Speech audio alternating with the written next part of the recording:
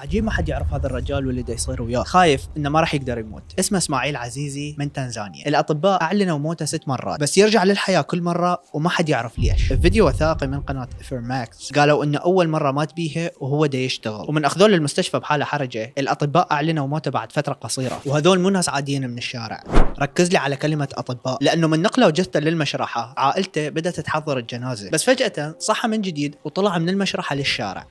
تقول زومبي او شخص عادي كان ماخذ غفوه بالمشرحه. اما المره الثانيه صارت بعد ما انصاب بالملاريا، وهالمره وصل لحد التابوت قبل لا يصحى من جنازته. الموت الثالث صار بحادث سياره، اصطدم بشاحنه بنزين ودخل بغيبوبه. وكالعاده بعد ما اعلنوا الاطباء موته رجع للحياه، وهالمره حتى الاطباء بداوا يخافون منه. اما المره الرابعه لتغتى حيه سامه، وبقى 3 ايام بالمشرحه لحد ما اهله اقتنعوا انه صدق مات. بس لما اجوا يستلمون الجثه بعدتها توقعت. اما الموتة الخامسة موتة وسخة لانه وقع بحفرة فضلات، وكالعادة طبعا لدرجة حتى القبيلة اللي كان عايش بيها خافوا وكانوا مقتنعين انه هو ساحر او شبح، فقرروا يحرقون بيته وهو بداخله حتى ينهون حياته للمرة السادسة. وبالفعل مات الى ان صحى مرة ثانية، فصار اسطورة. اهله والناس يخافون يعيشون يمها لدرجة حتى شغله بطلوه بسبب السمعة هاي.